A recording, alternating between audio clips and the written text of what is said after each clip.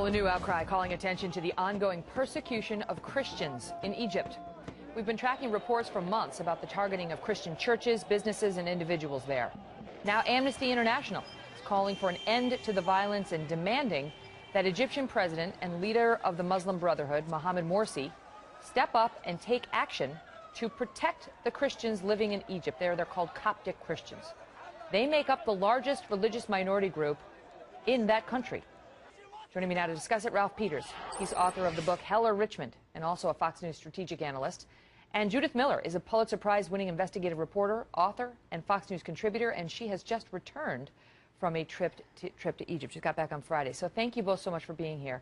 Now, I want to start with this, because this made the wires yesterday, but we were not able to independently confirm this reporting by quote, Mideast Christian News, that claimed that Islamic hardliners had stormed a mosque in suburban Cairo and turned it into a torture chamber for Christians.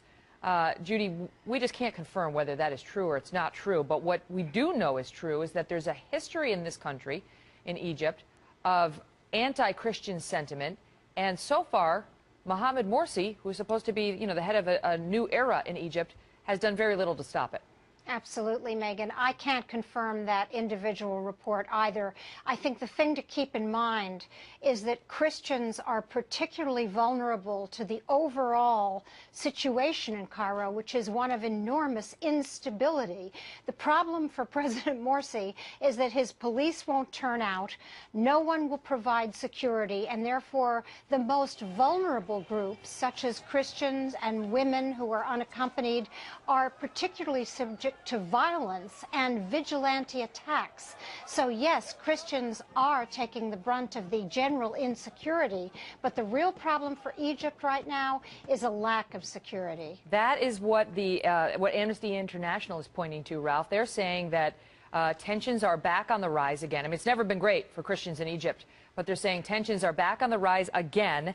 And they're saying that in this one district where there was a question about whether a Muslim woman who was being hidden by Christians, maybe she wanted to convert, and all these people were shouting, "Let the Christians die from fear, today your sister, tomorrow your wife," and so on. And businesses were shut down, Christian businesses and so on. All these folks who wanted to go and complain and say that this is, why are we having to live this way? These Christians were told, don't complain, we're not even going to write down your report, said the police, and told the complaints will only serve to ignite the tensions further. You better just learn to deal with it. Well, certainly Christians are being driven out all across the Middle East. It's not just Egypt. In Iraq, while the world looked away, 2/3 of the 1.5 million Christians were driven out. They're going to be persecuted in Syria. They've been driven out of the Palestinian territories. And now you see it in Egypt. And I'm sure Judy Miller, who's one of our great journalists, when she was in Cairo, went to the Coptic Quarter, where the Christians live. It's a shabby slum. They were always third class, not second class, third class citizens. And I'll just tell you this, Megan, if the Muslim Brotherhood, the most powerful force after the military in today's Egypt, wanted to crack down on the persecution of Christians, they could do it.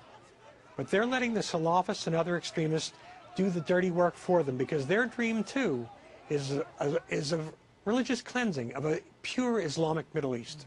That we saw in 2011, the clashes that saw tanks literally running down Christians in the streets in Egypt.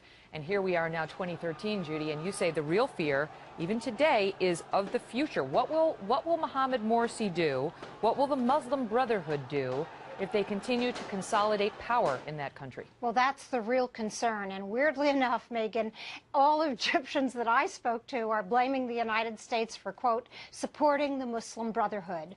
Many, many people, secular, women who have fought for rights, Christians, any kind of minority group is now concerned about what a perpetuation of the Muslim Brotherhood rule would mean for Egypt. Now, if there is another election, things are so bad now, and the Muslim Brotherhood has proven itself so incompetent to govern Egypt, that there's hope that this pathetic, secular, liberal opposition could get its act together and pose a real opposition to the Brotherhood. But so far, it hasn't happened. And so Egyptians are really worried that now we've seen what the Brotherhood can do. We don't want them. Egyptians don't want them, but they don't know if they can get rid of them through elections. Right now, it's a terribly difficult situation. And Ralph, having said that they would not seek the presidency. The Muslim Brotherhood, of course, did seek it and won it. And now Mohammed Morsi has said publicly Egypt can never be presided over by, forget a woman, but a non-Muslim.